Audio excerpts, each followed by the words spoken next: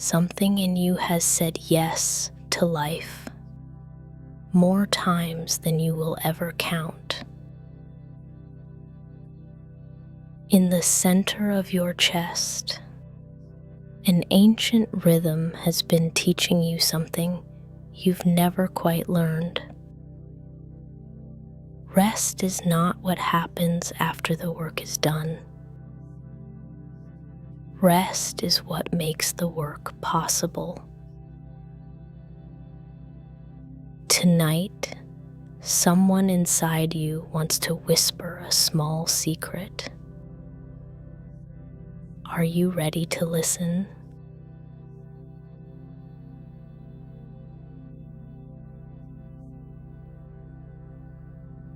It is me, your heart, the wise keeper of cycles. You know me as the tireless worker, the one who's been here since before you took your first breath. You know me as the orchestrator, coordinating 4 chambers in perfect harmony. But tonight, I want to share something deeper. Something I've learned across 3 billion heartbeats. Something you need to hear.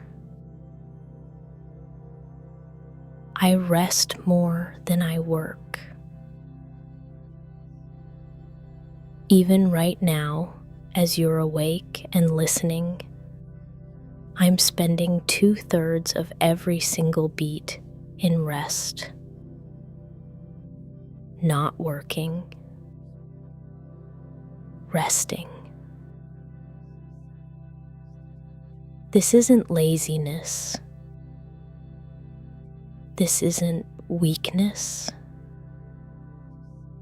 This is the design that allows me to beat 80 years without failing. You see, each heartbeat is a complete cycle. A sacred dance between giving and receiving, between work and rest. I contract for 1/3 of a second, sending blood throughout your body. Then I release, soften, open for 2/3 of a second, receiving blood back. Rest comes first, always. This is what my rhythm has always been doing.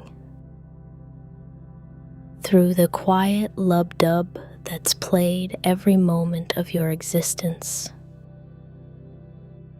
The lub is brief, the work. The dub begins the rest, which lasts twice as long. I know you've been taught differently.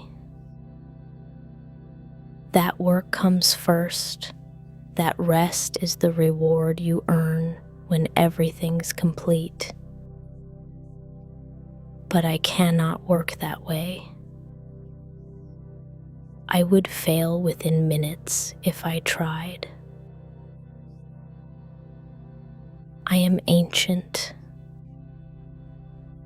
weathered by billions of cycles, yet eternally vital.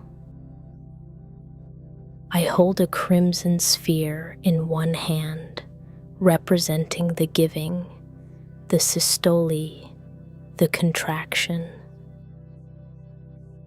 In my other hand, an open rose gold cup, representing the receiving, the diastole, the rest.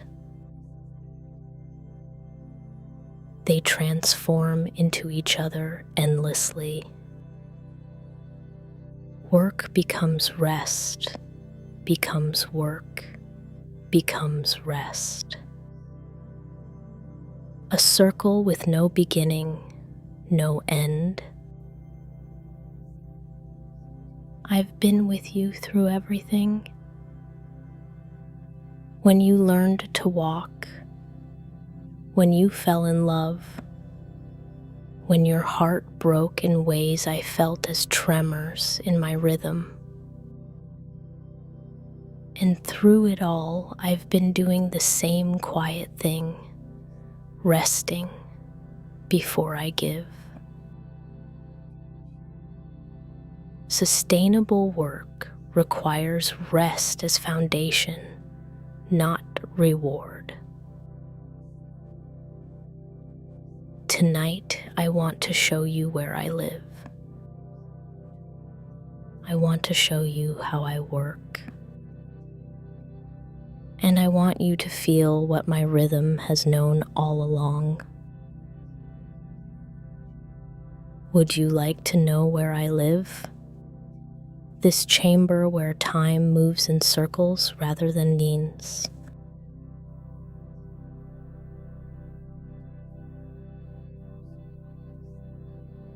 Live in the center of your chest, just behind your breastbone, slightly left of your body's midline,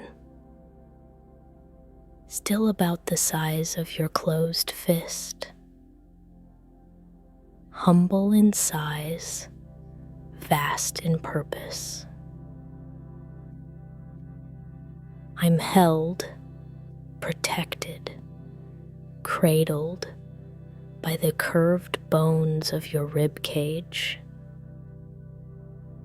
Those ribs guard me like gentle hands, cupped around a flame that must never go out. If you could journey inside your chest, past those protective bones, you'd find a space darker than midnight, but warm, alive, glowing.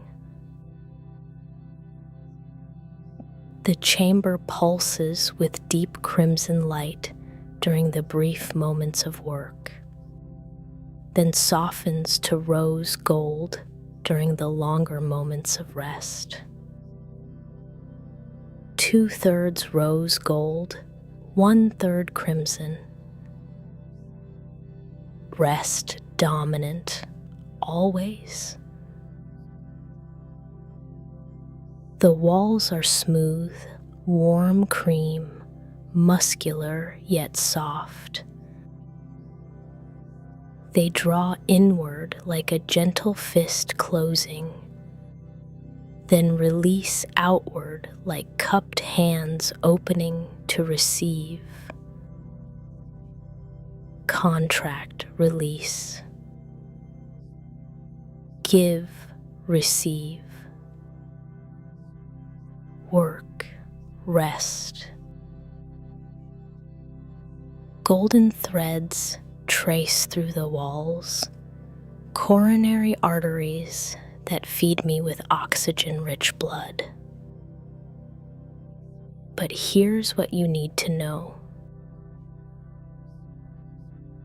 These golden vessels only fill during my rest phase. When I'm working, contracting, giving, they close. The squeezing muscle compresses them shut. I can only feed myself when I pause. When I rest, not when I push. 70 to 80% of my nourishment flows in during diastole, during the rest. This is biological law, not opinion. Rest is how I survive. The sound that fills this space is the lub-dub you've heard your entire life. But now, listen closer. Lub, the mitral valve closes. Work begins and ends in one quick beat.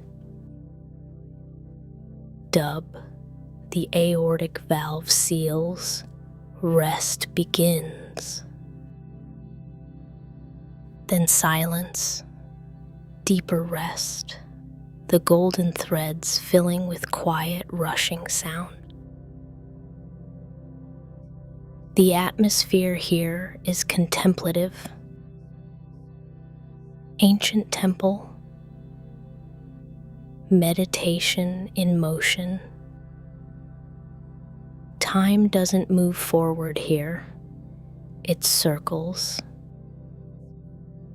Each beat returns to the beginning, starts again, eternal cycle.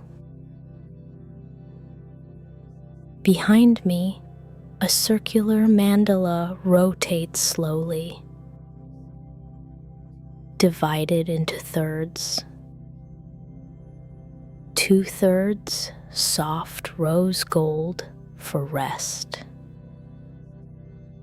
1/3 deep crimson for work. This is the sustainable rhythm, the ratio that can repeat 3 billion times in one lifetime. The design that never fails when honored. The temperature here is warm, like being held. The light pulses gently, never harsh, always comforting. Bright during the brief contraction, softer during the longer relaxation. This is where I live. This is where I've always lived. And this is where I work for you, demonstrating with every beat that rest is not the absence of work. Rest is the foundation that makes work possible.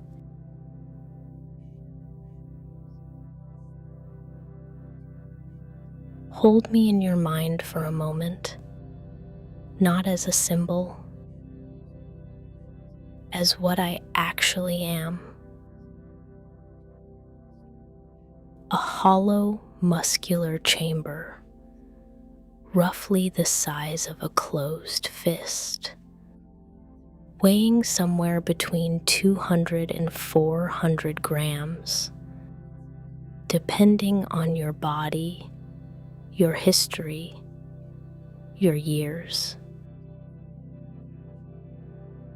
My outer surface divides into two sides that work simultaneously. The right side manages the shorter circuit, blood to the lungs, freshened with oxygen, returned. The left side manages the longer one, blood to every part of the body, all 60,000 miles of vessel, then back. They have always worked simultaneously, but they were never built the same.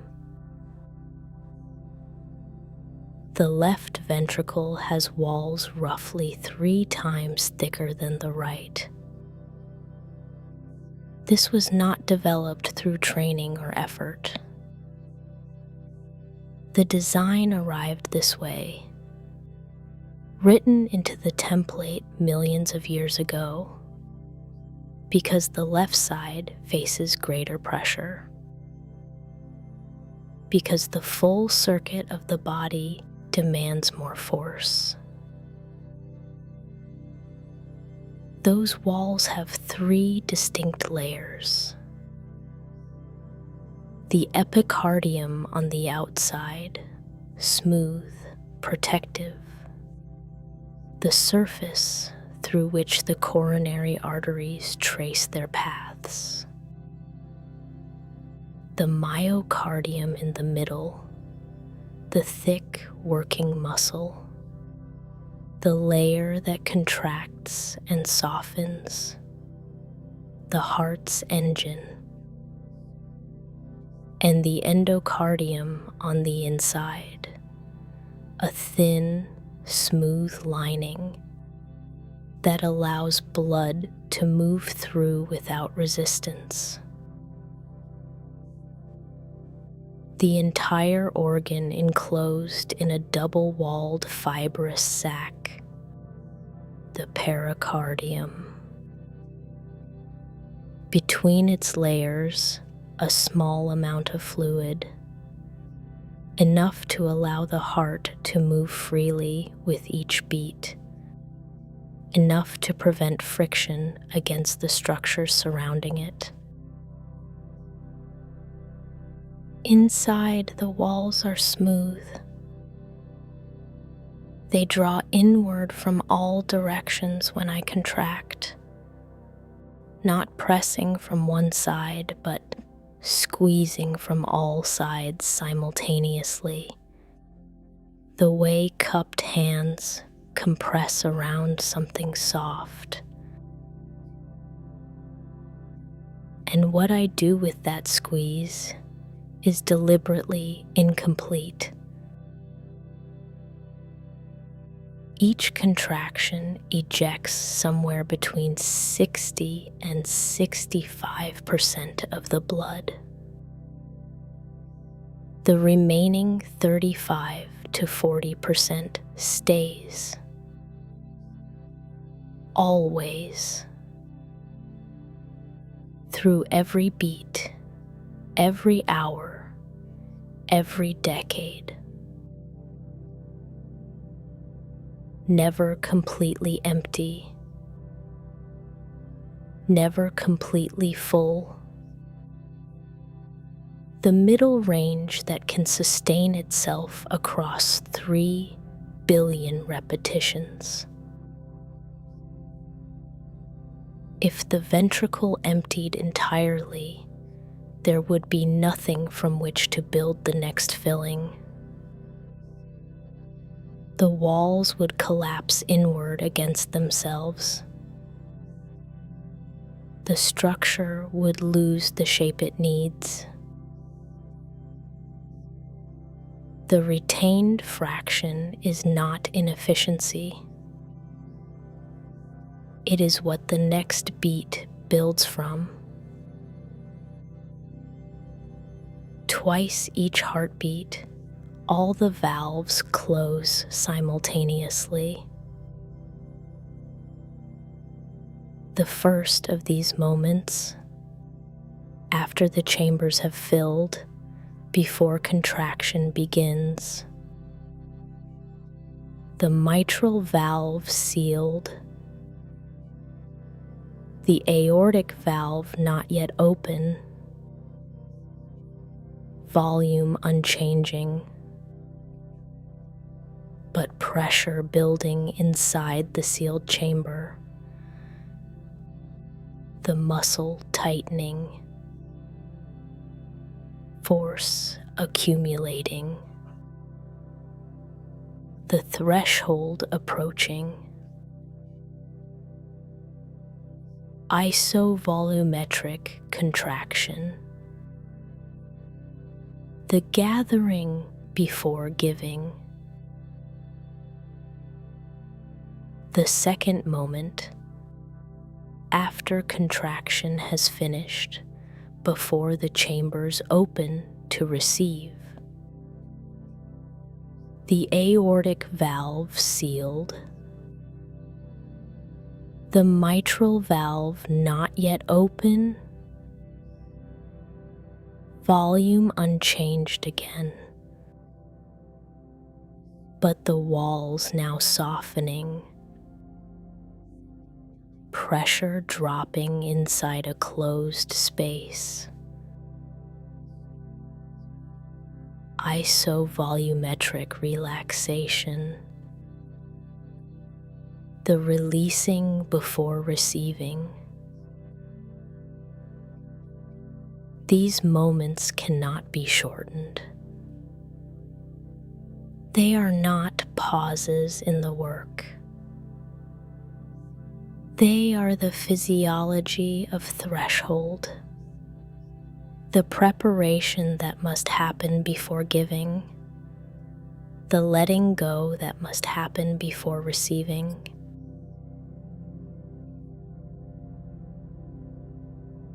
None of this requires attention to continue. Right now, through these words, the chambers have already completed dozens of contractions. Blood has moved outward to the brain, the liver, the skin, the fingertips, has returned, carrying what needed clearing, has moved again. The isovolumetric moments happening in the dark of the chest, the brief sealing, the pressure building, the walls softening, completing without supervision. The 3 layered walls moving through their cycle, the pericardial fluid cushioning each beat, the organ resting inside its protective sac, free to move without friction, free to shift slightly with each breath. The left ventricle maintaining its ancient ratio, 60 to 65% out, 35% retained. Not because anything decides this with each beat, because this is what the structure does. The lub-dub moving through the chest, the walls softening between beats, the coronary threads filling quietly during each rest phase, the cycle already turning, already there. The filling that precedes each contraction is not passive. When blood flows into the left ventricle during diastole, the walls stretch, and this stretching generates force. The more the chamber fills, the further the muscle fibers extend, the stronger the contraction that follows. 2 physicians, Frank and Starling, described this in the early 20th century. But the principle is written into cardiac muscle at the molecular level, far older than they were. The proteins that generate muscular force, myosin and actin, achieve their optimal alignment when stretched to a particular length. Partial filling produces partial force. Greater filling produces greater force. I don't draw from some reservoir of willpower. I generate strength from what I have already received. If diastole is compressed, if filling is cut short, the contraction that follows is weaker, not stronger. Speed does not compensate. Receiving creates the capacity to give. Two forces govern how much I can deliver with each beat.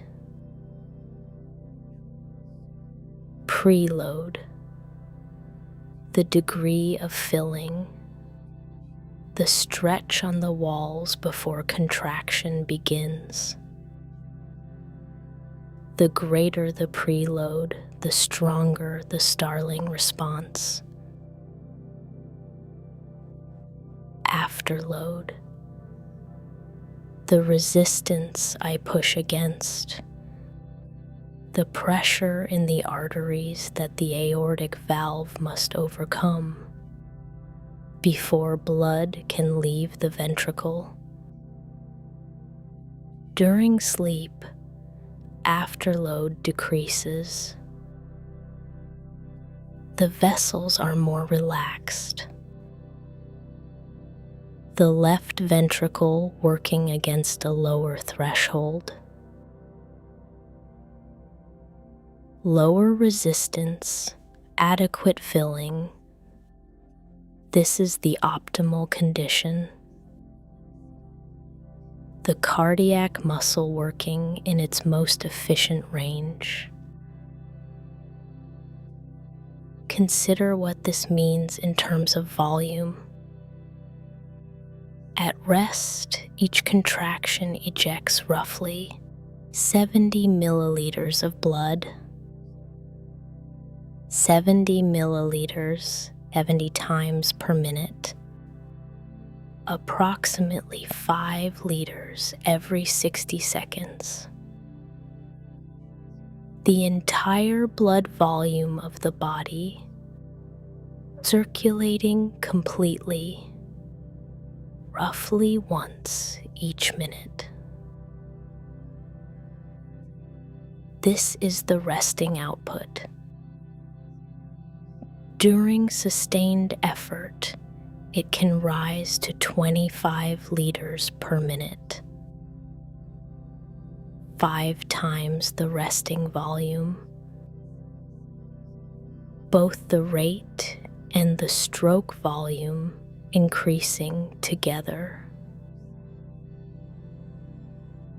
And even at that output, the Frank-Starling mechanism holds.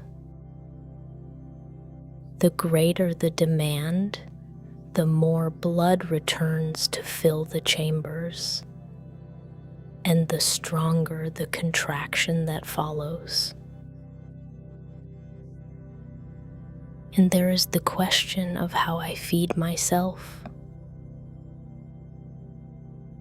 My coronary arteries branch from the aorta almost immediately after blood leaves the left ventricle. They trace across my surface, reaching into the muscle, carrying the oxygen that keeps me working. But when I contract, when the left ventricle squeezes at full force, the muscle compresses the coronary arteries from within. The same strength that pushes blood outward closes the vessels that nourish me. 70 to 80% of my coronary blood flow arrives during diastole, during the pause, during the rest. When the walls soften, the compressed vessels open, the golden threads fill, the muscle nourished for the next contraction. Work creates the demand. Rest supplies what the demand requires. The electrical signal that initiates each beat travels a specific path. From the sinoatrial node in the right atrium, spreading across both atria simultaneously, reaching the atrioventricular node at the junction between the chambers. Here the signal slows by design. A deliberate delay of roughly 150 milliseconds, allowing the atria to complete their contraction before the ventricles begin theirs.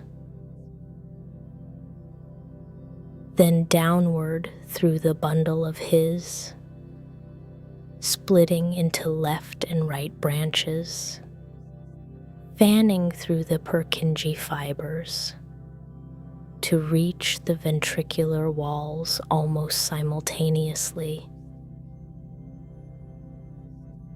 The chambers contracting in sequence. Atria first, ventricles second. The timing maintained not by any single decision, but by the architecture of the conduction system itself. My rhythm is not fixed. During exertion, the rate rises. Systole strengthens. More blood delivered per minute. But even at maximum effort, diastole remains. The ratio shifts, but rest does not disappear. When the body slows, the vagus nerve releases its calming signal. The sinoatrial node reduces its rate. Diastole extends. The coronary arteries fill for longer. The heart not deciding this, reading the body's current state through chemical and neural signals, and adjusting. 60 beats per minute, 1 beat per second. The ancient pace that has sustained life across decades. Already approaching now. The rate falling quietly, without instruction, without being asked. When the body lies down and the day's movement stills, the rhythm notices, not through thought, through chemistry, through the shift in signals already moving through the bloodstream, through the stillness in the muscles that no longer require oxygen for movement. The parasympathetic nervous system takes precedence in sleep. The vagus nerve, that long wandering branch, descending from the brain stem through the chest and into the abdomen, carries its slowing signal directly to the sinoatrial node. The heart rate falls. 40 to 50 beats per minute at the depth of slow wave sleep. slower than the waking pace by a third, sometimes more.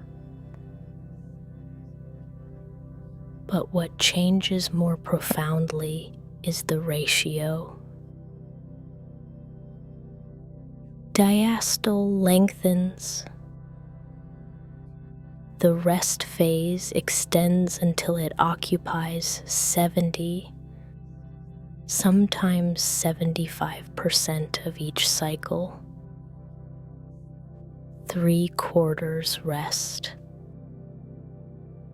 1/4 work. The coronary arteries filling for longer now.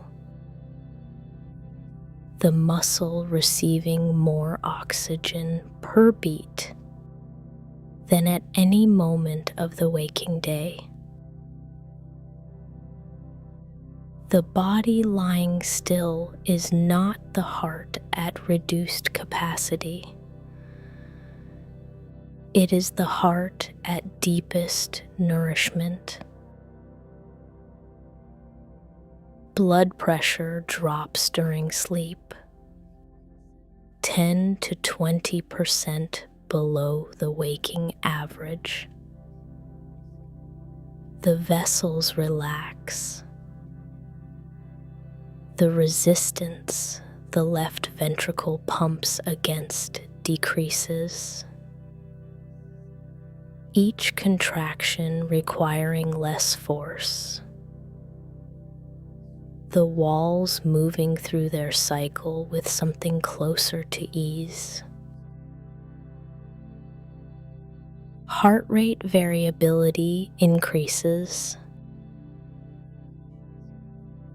The variability of the interval between beats, how much that interval shifts from one beat to the next, how fluidly it responds to each breath.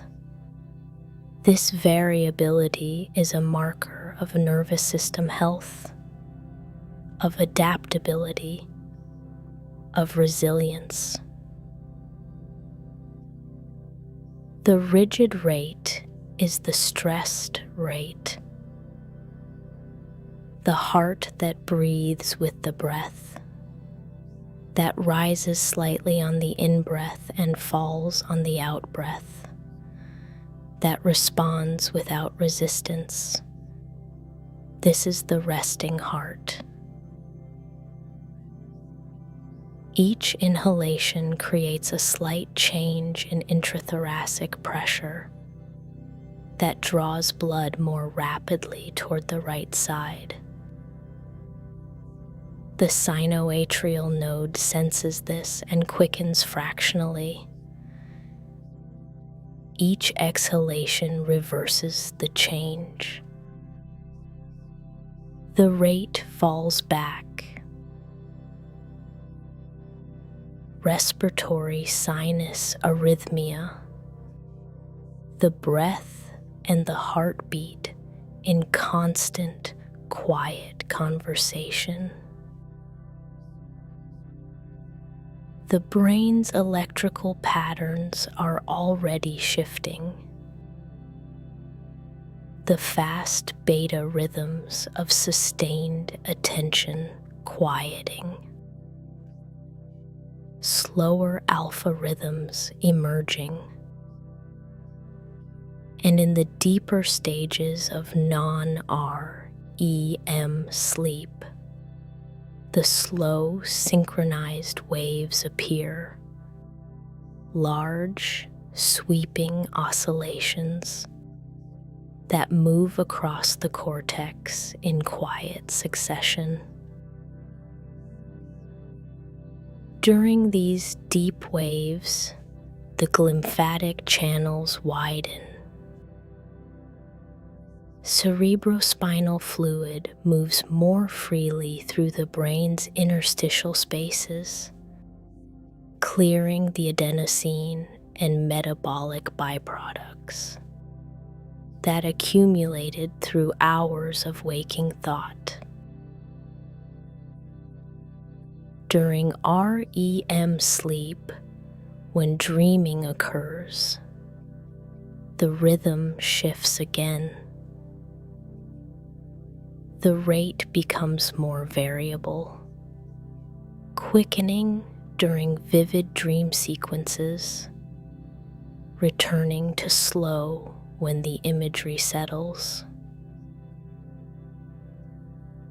The amygdala more active during REM than during waking hours. Emotional content being processed. The heart following the amplitude of that inner activity, slightly quickened, then settling. 4 or 5 of these cycles through the night, each lasting roughly 90 minutes, each completing its own restoration. In the earliest stages of sleep, as wakefulness dissolves and the first slow waves begin, the heart rate decelerates most rapidly. The sympathetic tone that has sustained wakefulness withdraws in layers. The vagal break engaging more fully with each descending stage. Electroencephalographers measuring this transition see it in the brain's waves. The heart's rhythm follows in parallel, an organ-level reflection of the brain's descent. The breath has already changed. The shoulders somewhere lower than an hour ago. The hands no longer holding anything. Weight in the body distributing downward, settling into whatever holds it. This descent already underway. Not because anything is directing it, because the body is already doing what it does every night.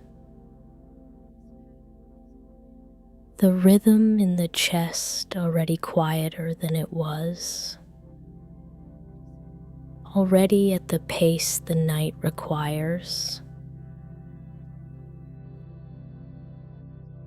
Blood leaving the left ventricle now, outward through the aorta.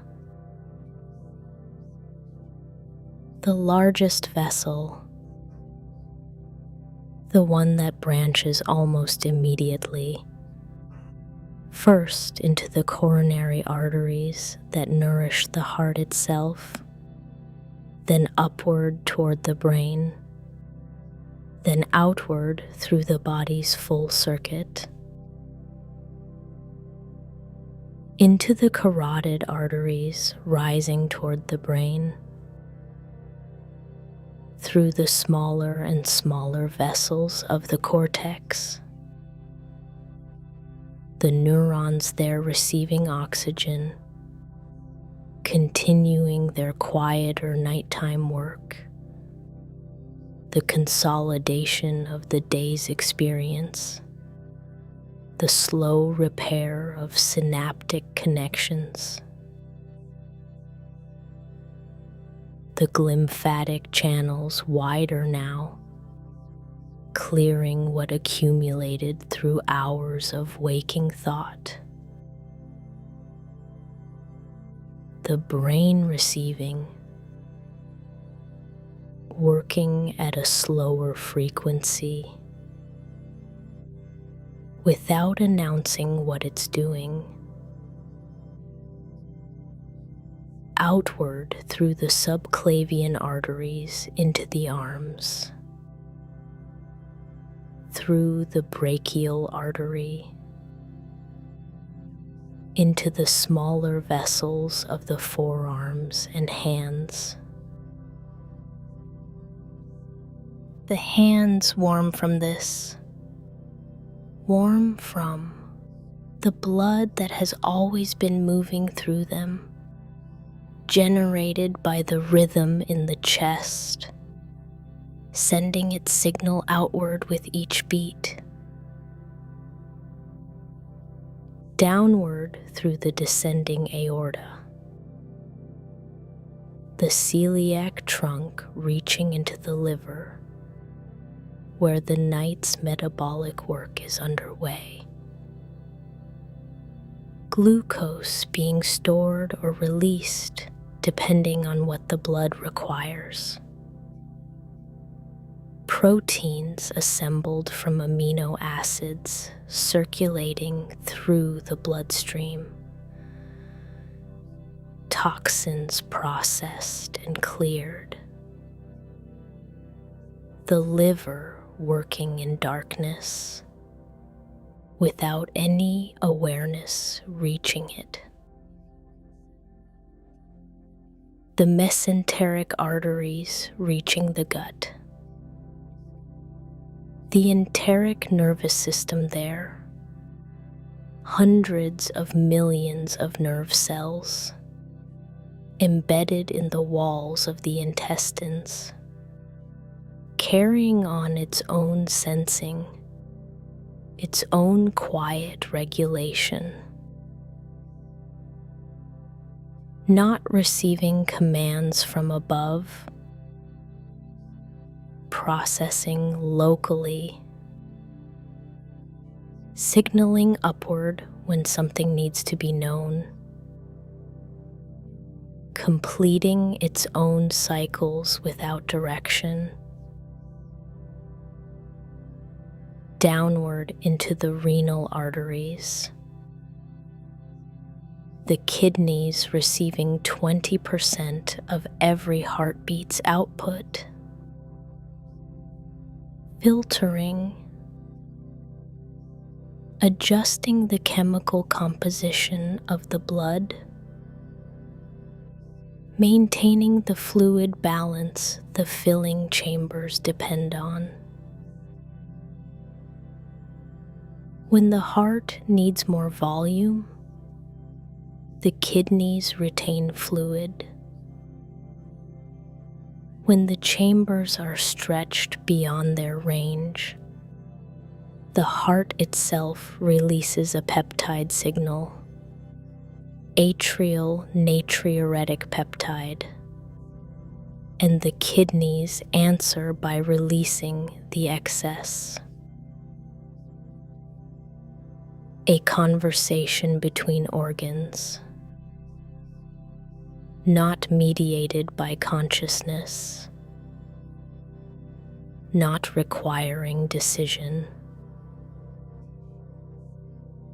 Alongside the circulation the lymphatic vessels carry, the fluid that leaks from capillaries into tissue spaces,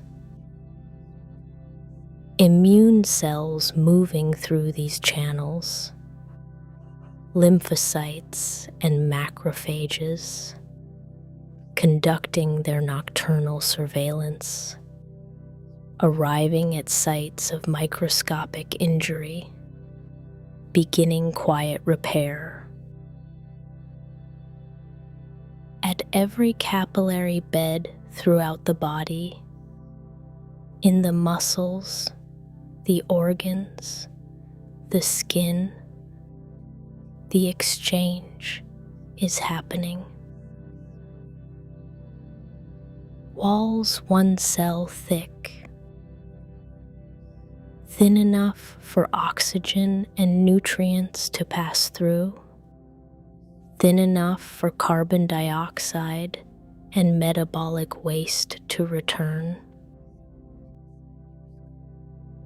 The osmotic pressure drawing fluid outward at the arterial end of the capillary. the oncotic pressure drawing fluid back at the venous end. A delicate hydraulic balance, maintained without any central coordination, at every capillary in the body simultaneously, downward into the arteries of the legs, into the capillary beds of the feet, which are somewhere distant, somewhere warm. And then the blood returning, darker now, oxygen surrendered to the tissues, carbon dioxide collected, moving through the veins, assisted upward by the breath, each inhalation creating pressure changes in the chest that draw venous blood toward the heart, into the right atrium, through the tricuspid valve into the right ventricle, out through the pulmonary artery into the lungs, through the pulmonary capillary beds, where carbon dioxide passes into the air and oxygen passes in, back through the pulmonary veins into the left atrium, through the mitral valve, into the left ventricle again,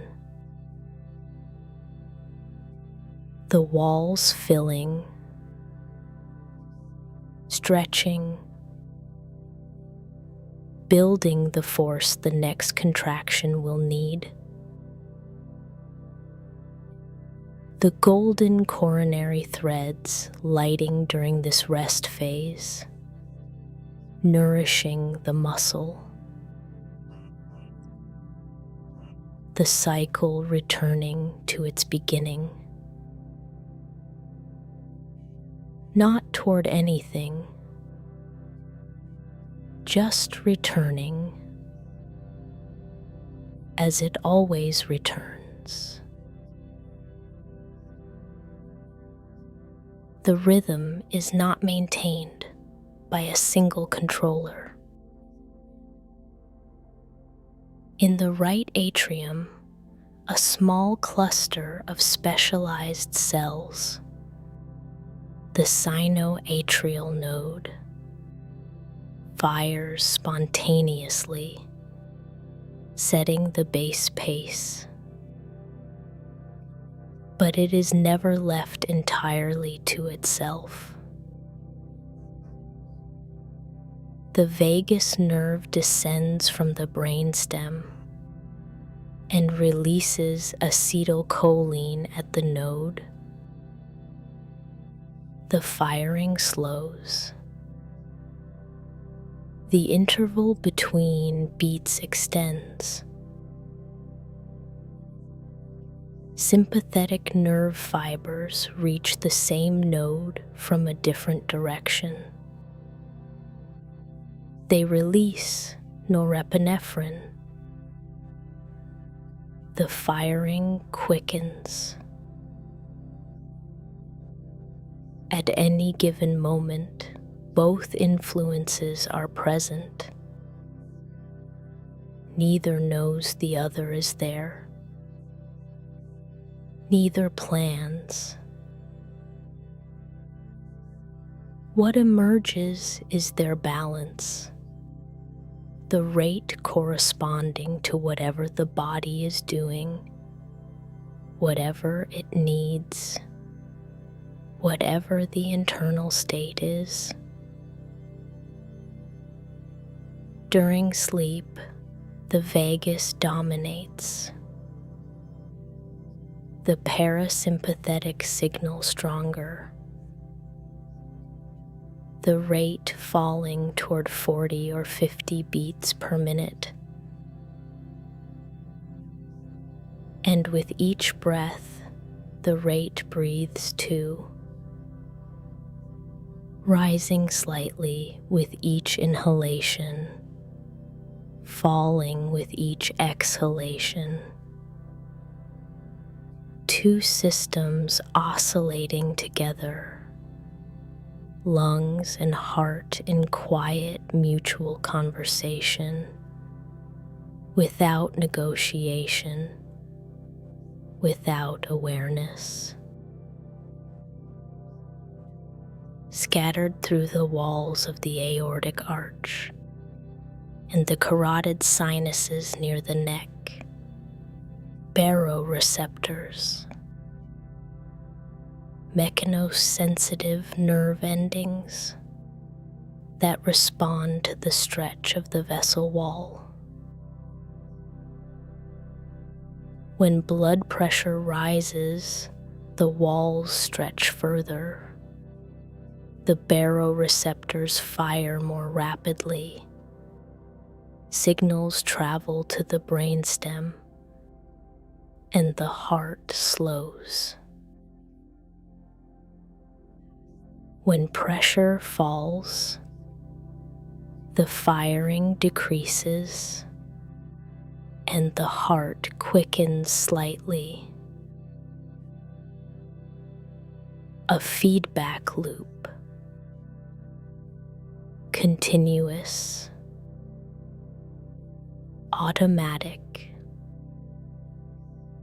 maintaining blood pressure within the range the organs require, without conscious involvement.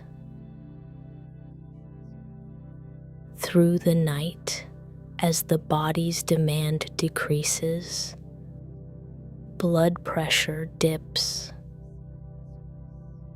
The baroreceptors sense the change. The heart adjusts. And through the bloodstream, the hormonal environment of sleep changes what the heart works against. Cortisol reaches its lowest point around midnight, the floor of its daily cycle, before beginning its slow, gradual rise in the hours before waking. Growth hormone is secreted in pulses during slow-wave sleep, supporting cellular repair throughout the body, including in the cardiac muscle itself. Melatonin exerts a direct vasodilatory effect, vessel walls relaxing, resistance decreasing, the heart finding its work made lighter. And in the kidneys, antidiuretic hormone and aldosterone reduce urine production through the night, maintaining the fluid volume the filling chambers need. The kidneys also release erythropoietin during sleep, a hormone that signals the bone marrow to continue producing red blood cells, the cells that carry oxygen, the cells the heart is pumping tonight, so that tomorrow the body will have what it needs. Production and restoration happening in parallel. The night not only clearing what accumulated, but preparing what comes next. One rhythm held by many rhythms.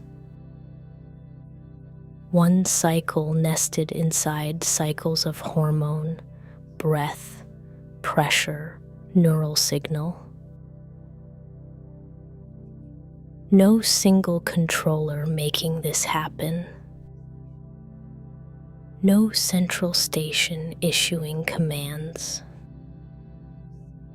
Just the body's systems in ongoing relationship, each sensitive to what the others are doing, each adjusting accordingly, producing the coherence of a sleeping organism from the distributed intelligence of its parts.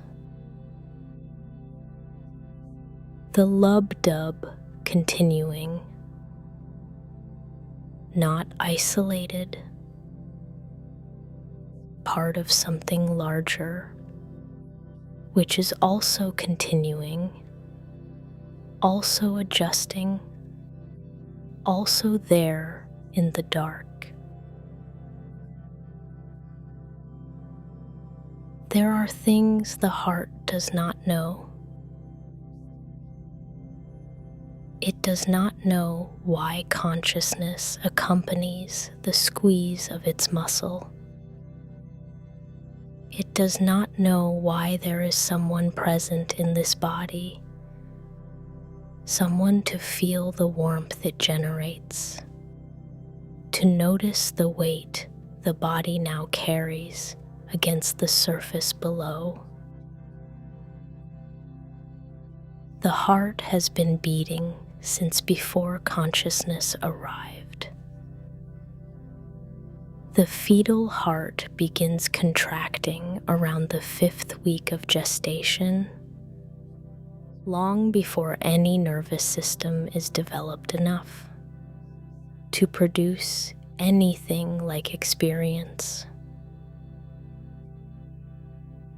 The rhythm existed before there was anyone to experience it.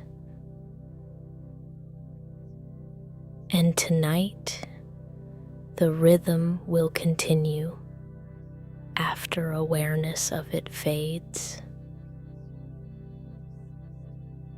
This gap between the biological process and whoever seems to be noticing it remains without explanation. There is no resolution available to the body lying in the dark. The researchers who study cardiac physiology go home at night. They leave their work unfinished, as all work is left unfinished. Their papers still open,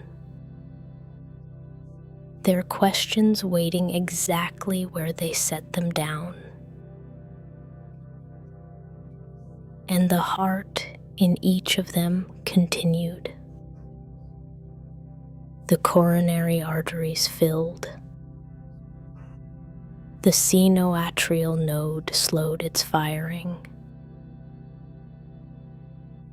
Not because anything was resolved, because the body does not require resolution to proceed with its overnight work. And so the coronary arteries continue filling now. The left ventricle continues its ancient ratio, 65% out, 35% retained. The electrical signal spreading. The walls drawing inward, then softening. All of it continuing without resolution. The heart has been carrying consciousness through this life without knowing what consciousness is. It has accompanied every moment of awareness this body has ever had. Every morning, every loss, every ordinary hour, without knowing it was doing so. There is an ancient quality to this. The rhythm itself is 400 million years old in evolutionary lineage, a design that preceded the first vertebrate that breathed air, that preceded lungs, that preceded anything like the nervous system that now supports consciousness. The heart was here first. Consciousness arrived later and found the rhythm already underway. The questions about what persists through sleep, where the sense of I goes when dreaming, what the rhythm is carrying alongside the blood, these have been with humans. As long as humans have been aware enough to ask them, they remain open tonight. The rhythm does not wait for them to close. The body doing its overnight work in darkness. The glymphatic channels wider, clearing the metabolic accumulation of a day of waking. The neurons consolidating. The kidneys adjusting fluid. The liver processing in the dark. The immune system in its quiet patrol. Growth hormone moving through the bloodstream, supporting the repair of what the day wore down. All of this happening together. All of it beyond any single point of oversight. None of it waiting for explanation before proceeding. The rhythm in the chest softer now than an hour ago. Not diminishing. Settling. The breath already slower. The weight already distributed.